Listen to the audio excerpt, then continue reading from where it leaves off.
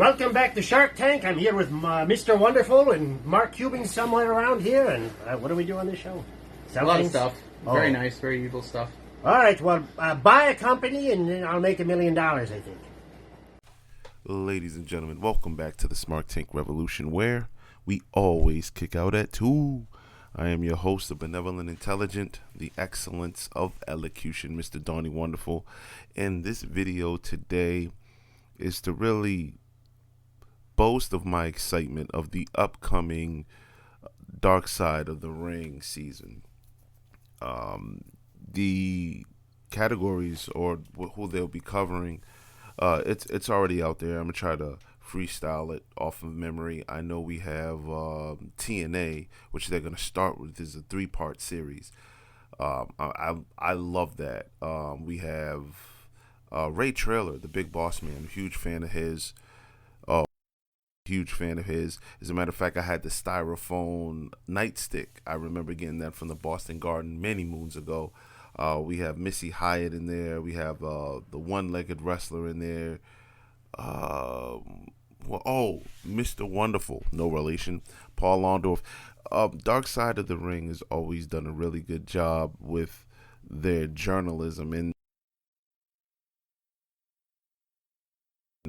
and wrestlers, and like those moments of pandemonium, those moments of corruption. I absolutely love it all. The steroids scandal is one of my favorite episodes.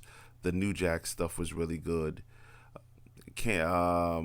Chris Canyon, that one was really well too. And Earthquake, John Tenner was really interesting because he was a good guy. There's always a dramatic piece that stems from them, which I like. And the Tony Atlas one, in my opinion, is a really good example of that. But there are some ideas that I have for the next upcoming seasons that I personally would like to see. And I wanted to get on this mic before I get on vacation, before I head down to sunny Florida, and I wanted to share some of these thoughts with you. So, the thumbnail already reveals it, but what do you guys think of a Dark Side of the Ring chronicling Ahmed Johnson? Excuse me. Ahmed Johnson, the first African-American intercontinental champion. I think there are tons of wrestlers on the WWF side in the new generation era that you can cover.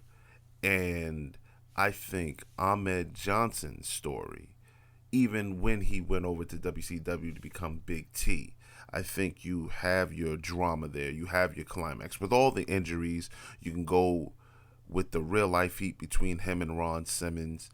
You guys, if you may or may not remember, I think about 10 years ago or even maybe 15 years ago, he ballooned up in weight. I think he was like well over 400 pounds. I've seen him recently at a wrestling convention, and he looks like he's trimmed down, but ultimately I seen him recently with a picture with Ron Simmons. They seem to have buried the hatchet and let bygones be bygones, and it's a beautiful thing. So and of course all of that would be covered. I know D'Lo Brown has some very disparaging words based upon his past encounters with him. They can talk about that fight. There was also some controversies with an independent promoter where they booked Ahmed Johnson, or believe Tony Norris is his real name, but they booked him to wrestle at an event, and they sent just a regular car to go pick him up. Now, all of these stories right now, they live in wrestling folklore. I guess his rebuttal or his displeasure with the car not being a limo caused him to not attend the event at all. And I believe I heard this from one of Jim Cornette's shoot interviews many years ago. But what the promoter actually did was he got on the mic and told the crowd that this is the reason why Ahmed Johnson isn't here or Tony Norris isn't here. If you paid your money and you bought tickets to see him, well, this is the hotel he's staying at. I would love to hear his rebuttal on that, or his recollection of that. Also, you can tie into his upbringing. He has been filmed talking about his early years before he got into wrestling, and I think that's enough for a major drama right then and right there. He talk about his upbringing with the Bloods, and there is some glory there because the streets didn't take him. He was able to turn things around, and he became a WWF at the time superstar and a highly successful one. They can talk about the feud he had with Goldust was classic, in my opinion. Classic in a sense that it was something that we've never seen before. And then, you can get over, I guess you would talk about the Nation of Domination.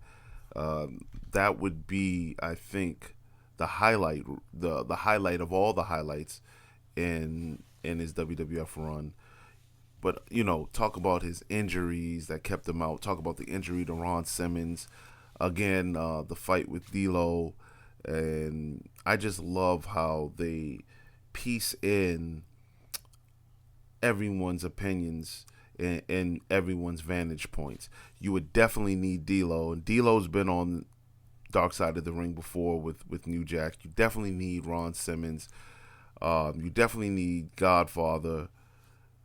You can also talk about his beef with Road Warrior Animal, and you can highlight the whole WrestleMania 13 pairing with Ahmed Johnson and the Legion of Doom versus the Nation of Domination.